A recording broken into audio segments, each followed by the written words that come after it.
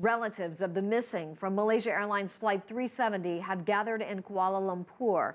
Many are criticizing a new comprehensive report on the incident as meaningless or useless. The battery on the plane's underwater locator beacon had expired a year before the accident. However, the report also stressed that the battery was likely operational.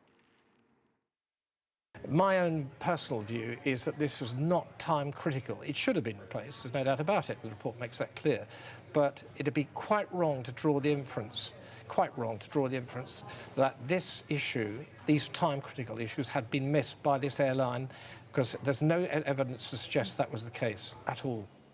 Beyond that, the report detailed a flight that was quite normal, shedding little light on one of aviation's largest mysteries.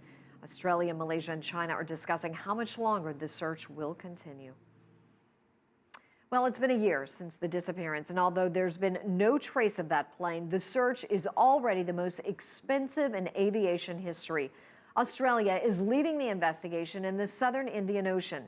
CCTV's Greg Nicaro reports from Sydney. Australia's parliament held a somber ceremony Wednesday to mark the one-year anniversary since Malaysian Airlines flight MH370 went missing. With sadness, Madam Speaker, I have to admit to the House that so far we have not found any trace of MH370. Prime Minister Tony Abbott's speech included the words families of the 7 Australian victims did not want to hear. I can't promise that the search will go on at this intensity forever. The Australian-led search has spent the last year trying to scour the southern Indian Ocean floor over a daunting 60,000-kilometer area. That effort has included naval hardware and high-tech equipment used from the air and underwater. It's a difficult area to be working in. We've had 4 cyclones through the area in the period since the search has been undertaken. So far, 40% of the search area has been covered, and teams are no closer to knowing where the plane went down.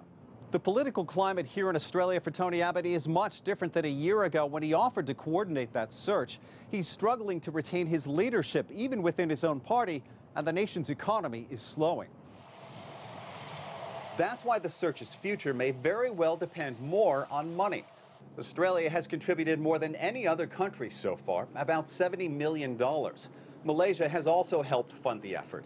China has lent resources, but so far hasn't contributed money. We have committed significant financial resources to the search, and we will have to make a decision also about how much more we would be prepared to devote, and that will depend clearly on the commitments that other countries are prepared to make. Putting Australia's continued financial involvement further in doubt, especially if the search area is completed in May without producing any results.